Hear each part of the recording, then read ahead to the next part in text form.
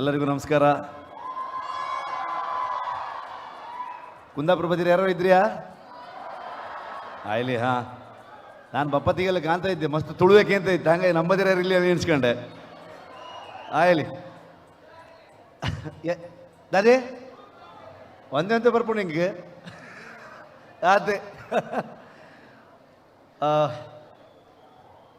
ಭಾಳ ಸಮಯದಿಂದ ಹರೀಶ್ ಶೆಟ್ರು, ಪ್ರವೀಣಣ್ಣ ಮತ್ತು ಬೇರೆ ಬೇರೆ ಭಾಗದ ಬಂಟ ಸಮುದಾಯದ ಬಂಟ ಸಂಘದ ಕಾರ್ಯಕ್ರಮಗಳಿಗೆ ಸುಮಾರು 1 ವರ್ಷದಿಂದ ನನಗೆ ಆಹ್ವಾನಗಳು ಬರ್ತಾನೇ ಇತ್ತು.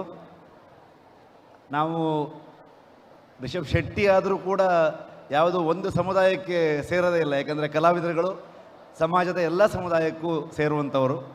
ಹಾಗಾಗಿ ಯಾವತ್ತೂ ಆ ಭೇದ ಭಾವಗಳೇ ಇಲ್ಲ. ಪ್ರತಿ ಸಲ ಕೇಳಿದಾಗಲೂ ತಪ್ಪಿಸ್ಕೊಳ್ತಾನೆ ಇದ್ದೆ ನಾನು. ಇವತ್ತು ಭಾಳ ಕಷ್ಟ ಇತ್ತು. ಪ್ರವೀಣಣ್ಣ ಮೋಸ್ಟ್ಲಿ ಸ್ಟೇಜಲ್ಲಿ ಕೂತ್ಕೊಂಡೆ ಒಂದು 50 ಫೋನ್ ಮಾಡಿದ್ದಾರೆ. ಆದರೆ ತುಂಬ ಖುಷಿ ಆಯಿತು, ಯಾಕಂದರೆ ಈ ಸಮುದಾಯಕ್ಕೆ, ಸಮಾಜದ ಬೇರೆ ಸಮುದಾಯಗಳಿಗೂ ಕೂಡ ಸಹಾಯ ಮಾಡುವಷ್ಟು ಶಕ್ತಿ ಇದೆ.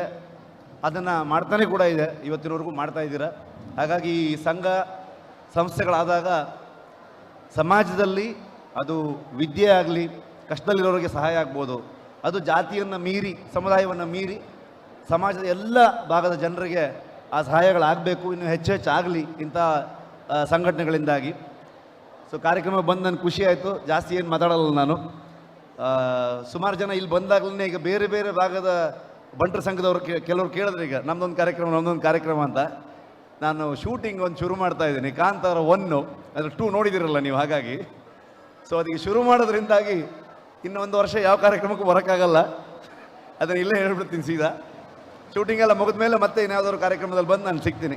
ಕರೆದಿದ್ದಕ್ಕೆ ತುಂಬ ಧನ್ಯವಾದಗಳು. Thank you. ಎಲ್ರಿಗೂ ಒಳ್ಳೆಯದಾಗಲಿ. Thank you.